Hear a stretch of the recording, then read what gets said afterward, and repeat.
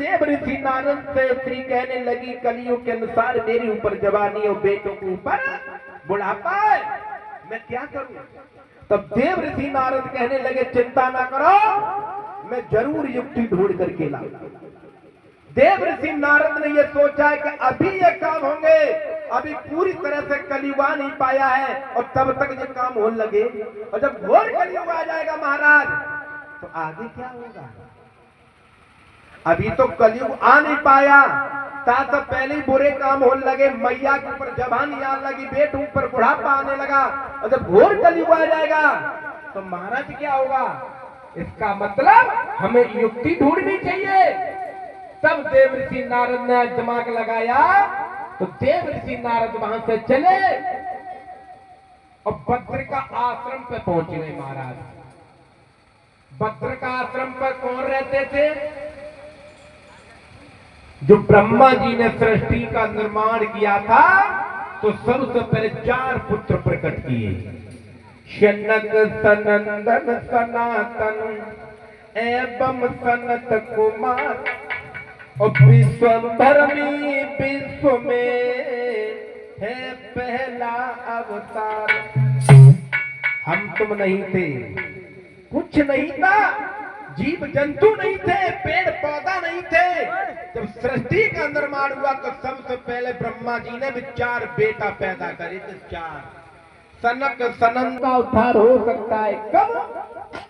कि अगर 7 दिन की उन्हें भगवान की कहीं कथा श्रवण करने के लिए मिल जाए तो उनका उद्धार हो सकता है।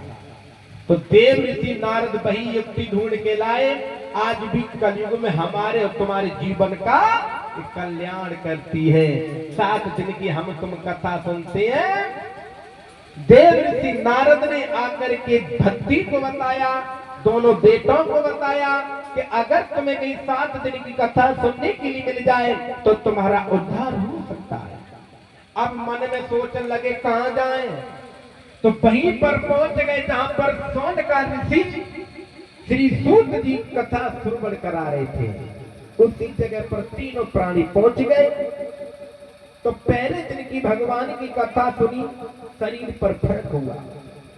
दूसरे दिन की कथा सुनी, थोड़ा और फर्क हुआ। तीसरे दिन की, चौथे दिन की जैसी कथा सुनते जा रहे वैसे शरीर पर फर्क पड़ता जा रहा है। और जैसे ही 7 दिन की कथा सुनी, उसी वक्त मैया के ऊपर थोड़ा सा बुढ़ापा आया और बेटों के ऊपर जवानी आई। यानी जैसा होना चाहिए वैसा ही हुआ है। बोल गोविंद भगवान की। तो 7 दिन की कथा सुनने से तीनों प्राणियों का उद्धार हुआ। यही कथा भोले बाबा ने मैया पार्वती को सुनाई थी अमरनाथ में। यही कथा श्री सुखदेव जी ने उत्तरानंदन परीक्षक को सुनाई। यही कथा श्री सूत जी ने सोनका ऋषियों को सुनाई। और यही कथा आज आपके गांव में शुरू हो चुकी है।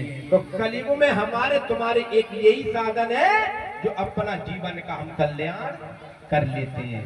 अगर देव ऋषि नारद ये युक्ति ना ढूंढते